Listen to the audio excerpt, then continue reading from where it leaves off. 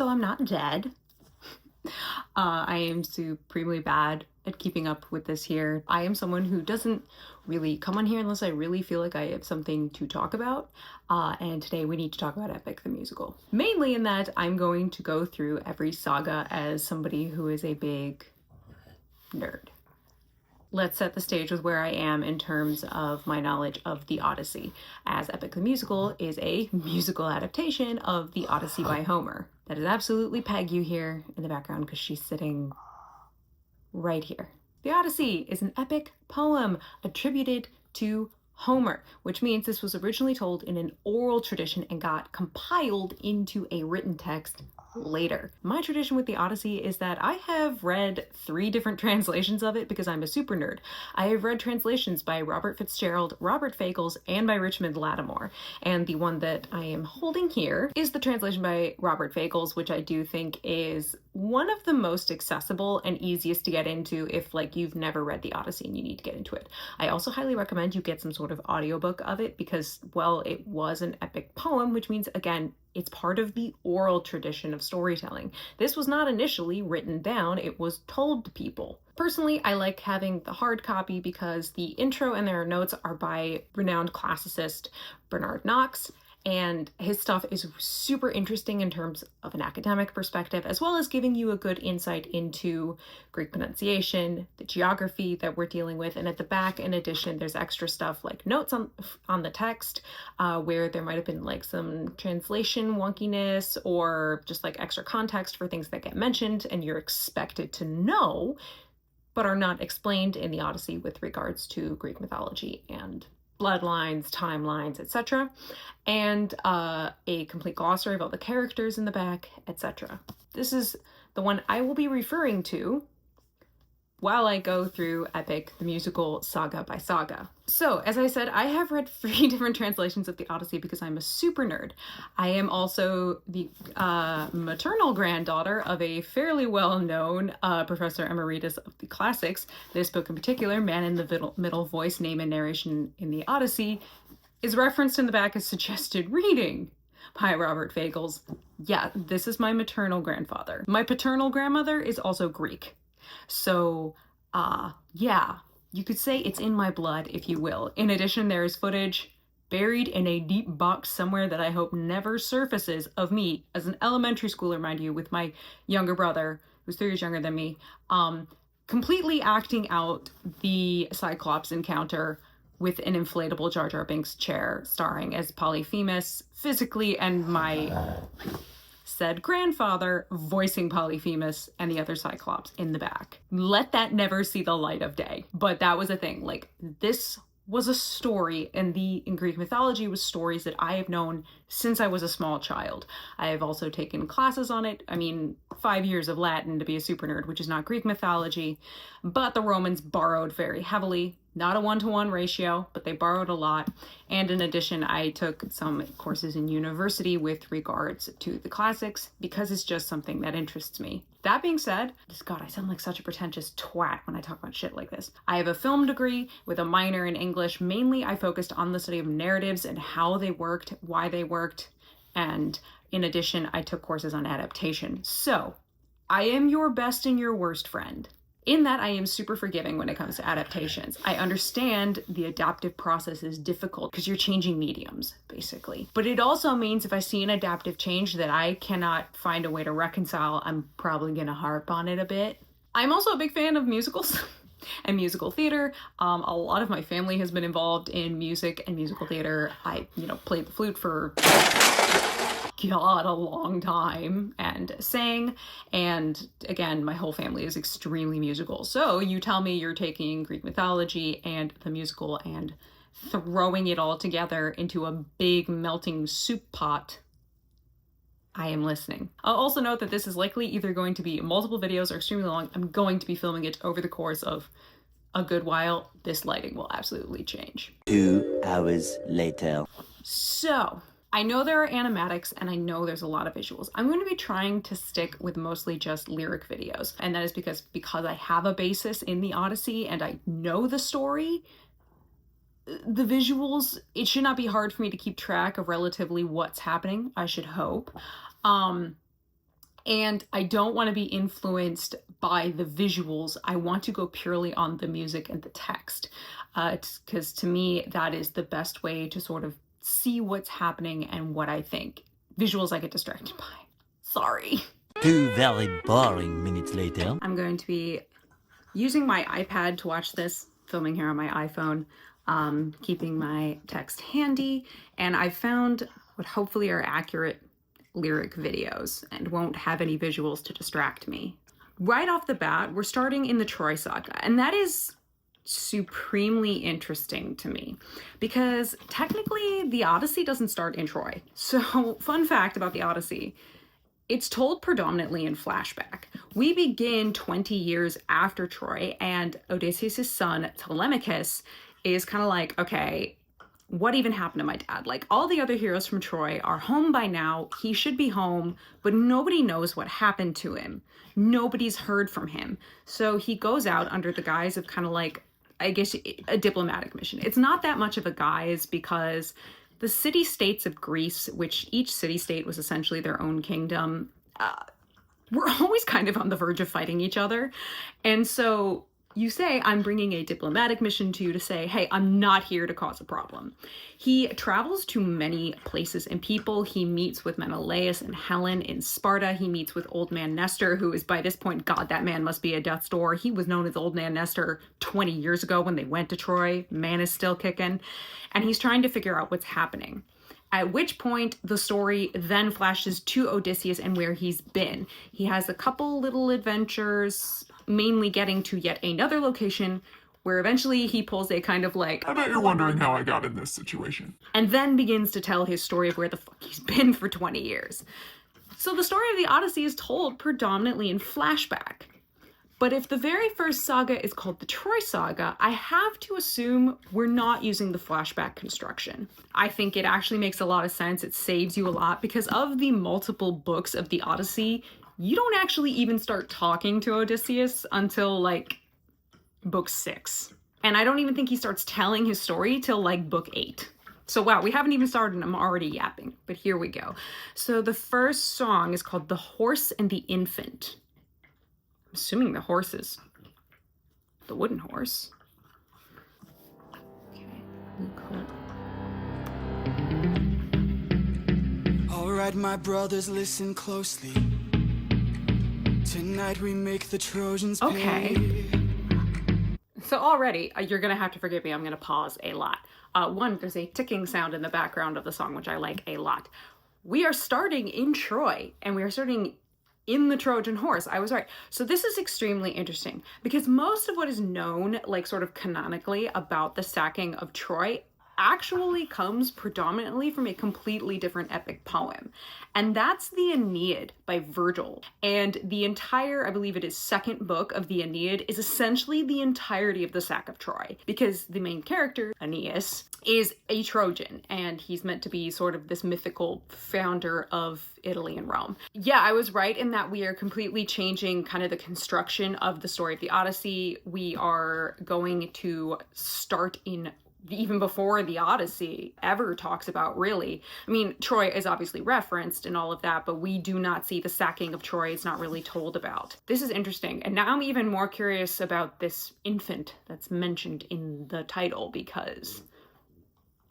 Okay. 10 years of war, they killed us slowly. True, they were sieging a walled city. But now we'll be the ones who slay. Very true. Think of your wives and your children. Unless you're Agamemnon. Your families wonder where you've been. Again, unless you're Agamemnon. They're growing old and yet you're still here. Do what I say and you'll see them again. Yes, sir. Diomedes will lead the charge. Agamemnon will flank the guards. Menelaus will let our mates through the gates to take the whole city at large. Teucer will shoot any ambush attacking. Little Ajax will stay back. Nestor, secure Helen and protect her. Leo, avenge your father, kill the brothers of Hector. Wow, name dropping everywhere. These are all names of heroes who were at Troy. And if you were really good enough to really be named in an epic about Troy, which, I mean, if we're looking at Homer, that would be the Iliad, which is kind of a snapshot of a very small chunk of the final year of the Trojan War, which again, it was a 10-year siege on this city, because if a properly defended walled city, very hard to get into, hence we have to do the Trojan horse. Wow, okay, so we talk about Diomedes. He was he was known to be very aggressive. Agamemnon and his brother Menelaus, the two sons of the house of Atreus, that's a whole story. And again, I kept saying, unless you're Agamemnon, because he was having problems at home that would come to affect him after he got back. Who are obviously there because Menelaus, it is his wife, Helen, who was spirited away, and Agamemnon as the older brother, there to help kind of defend the honor, but also had created this pact when everybody initially came to court or tried to marry Helen. They eventually made a pact that said, you know, we're not going to begrudge whoever she chooses, and if anybody ever steals her away, because she was said to be the most beautiful woman in all of Greece and a daughter of Zeus, that they would then band together as a team and basically go and get her back and fight a war on her behalf. Little Ajax, because there was also a big Ajax. They had literally how they differentiated them were big Ajax and little Ajax. Nestor, who's fucking ancient by this point, he was sort of the generation before, like he would have been fighting with these guys as fathers. Neo is a great name drop, and it sounds probably strange to people who don't know. Neo, or Neoptolemus, is the son of Achilles. So that's why he says, avenge your father, kill the brothers of Hector. Neoptolemus, was there to avenge the death of his father Achilles, who had died after killing Hector. The death of Hector is what sealed the fate of Achilles. So this is, someone knows his myth. I love this so far. And the driving drums. Ask yourself inside, what do you live for? What do you try for? What do you wish for? What do you fight for? What do you live for? What do you try for? What do you wish for? What do you fight for?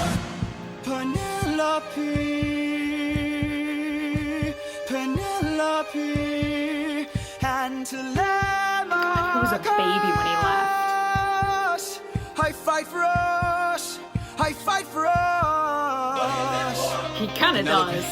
Odysseus didn't want to go to war. It's a pretty infamous story, actually. Since we're epic fight scene and shows, okay. Odysseus tried to pretend he was crazy and got his bluff called because he didn't want to go to war in a pretty dramatic way. I love the sound design. Who was that? Did we just stab? That's an eagle. A vision That would be Zeus. of what is to come cannot. They don't even have to say Zeus's name. I heard that cry, which meant to signify kind of typically an eagle. The eagle is very solely connected with Zeus in Greek mythology, and this voice is booming. I love this deep, deep baritone we've got going for Zeus. It feels very big and round, very classically trained, obviously, but just like overwhelming. The outrun can only be dealt with right here and now. So, a vision, okay. Tell me how. I don't think you're ready. A mission to kill someone's son, a foe who won't run, unlike anyone you have faced before. Say no more. I know that I'm ready. I don't think you're ready.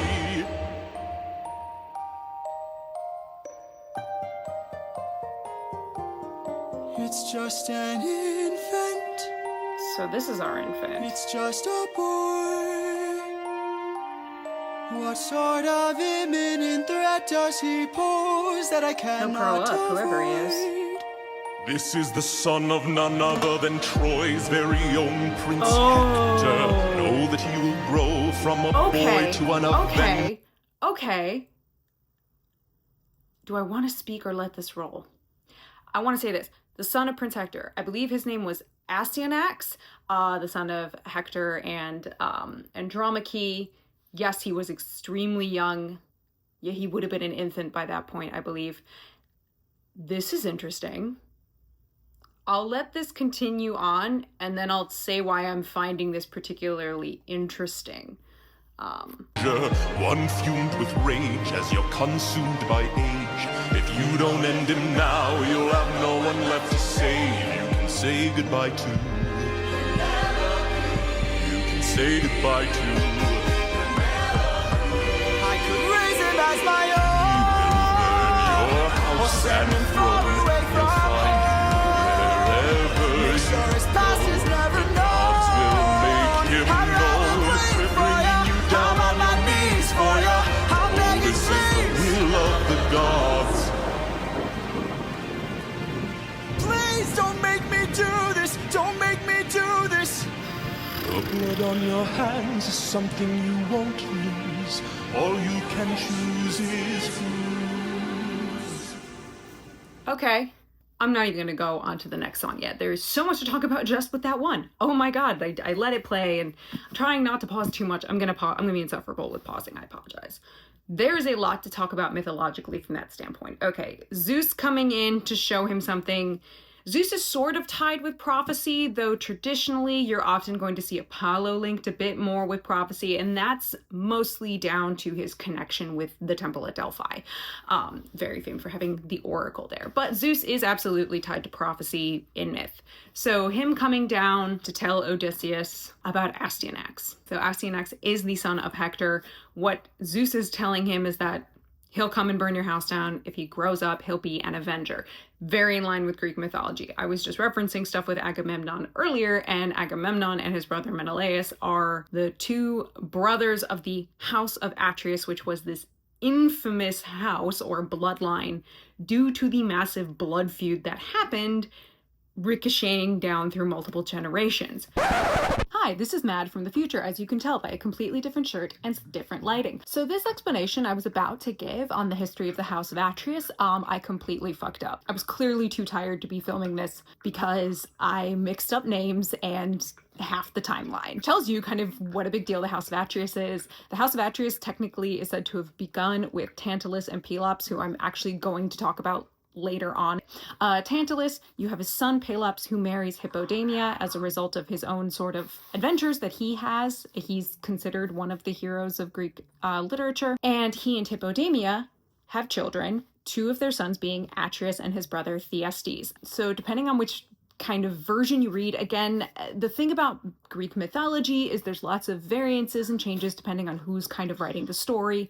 And they murder their half-brother Chrysippus, and because of that, they are actually banished from their home city, their kingdom, to the city-state of Mycenae. This is important because obviously this will become the kingdom of Agamemnon. So we have Atreus and Thyestes in Mycenae. So Atreus is sort of a part of like, hey, we're going to be establishing this city-state, which is going to be our kingdom, and all of this. He decides to sacrifice his best lamb to Artemis.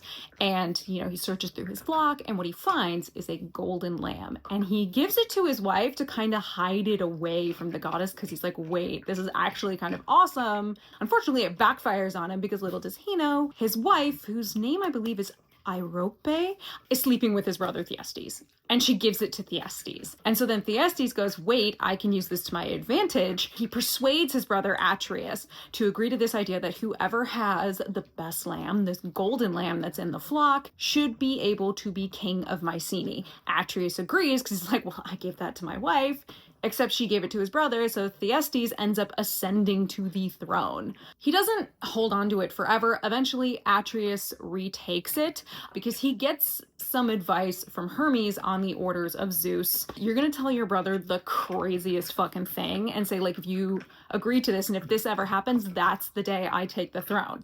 Fans of Game of Thrones will recognize this, where he says, when the sun rises in the west, sets in the east, then the throne should be given back to me, Atreus. Thyestes agrees, but he doesn't know that a whole, divine deal was made in the back, and that Helios, who is the manifestation of the sun god, does exactly that, because they believed that Thyestes's, ooh, that's a mild tongue twister, usurpation of the throne is unjust and it should belong to Atreus. So Atreus takes back the throne because who else could manage to reverse the cycle of the sun moving through the sky? Again, dynastic bloodlines and curses. Atreus, because he finds out about his wife and his brother sleeping together and basically the whole reason he lost the throne in the first place. In that way, he plots revenge. So he kills Thyestes' children and serves them to his brother, except Atreus leaves their hands and their feet to then prove to his brother, you just consumed your own children, and he exiles Thyestes for eating human flesh. It's gross and it's disgusting. And unfortunately, this entire bloodline going back to Tantalus has a history of just like killing their own children, and it's awful.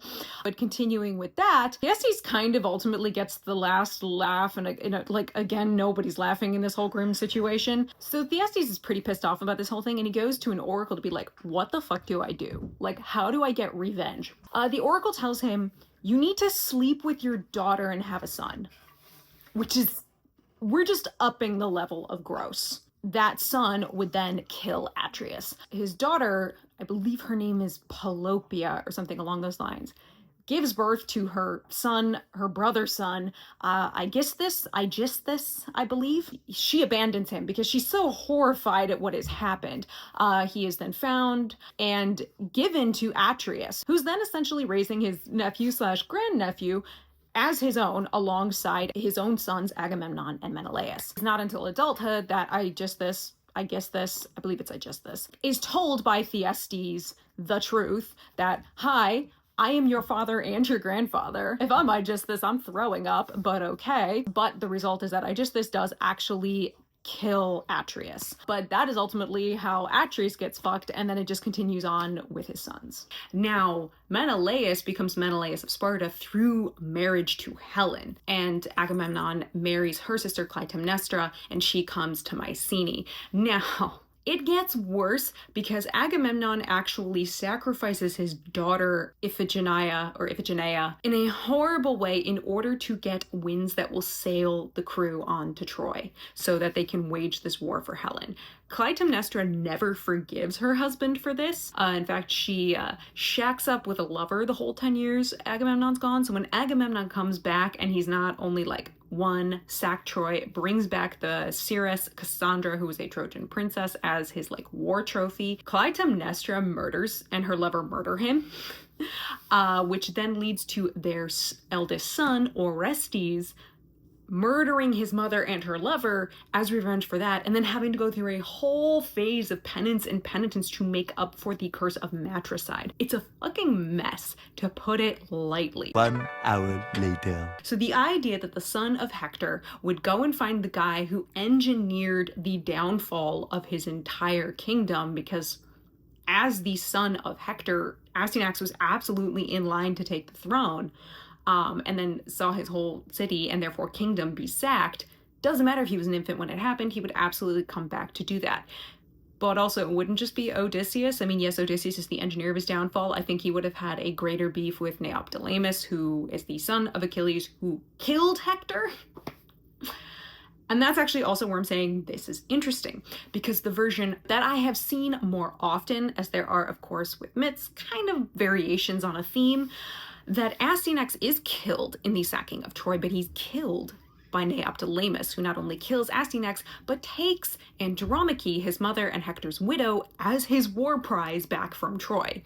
And so it's interesting that we've now put this on Odysseus. There is a version of this story, I do believe, where it is said that it is Odysseus and not Neoptolemus who does this. Obviously, that is what Jorge has pulled from in order to do the song The Horse and the Infant, to bring you this snapshot of this happening. But beyond that, I mean, one, beautiful music. Absolutely stunning. I love the sound designs. We're hearing like battle sounds in the back. There's a lot of great sort of like biologic sounds. Again, that voice for Zeus is that's gonna be ingrained in my head now. Like, I'm not gonna be able to think of any other sound now. And again, this is stuff that's not in the Odyssey. So that's what I find particularly interesting.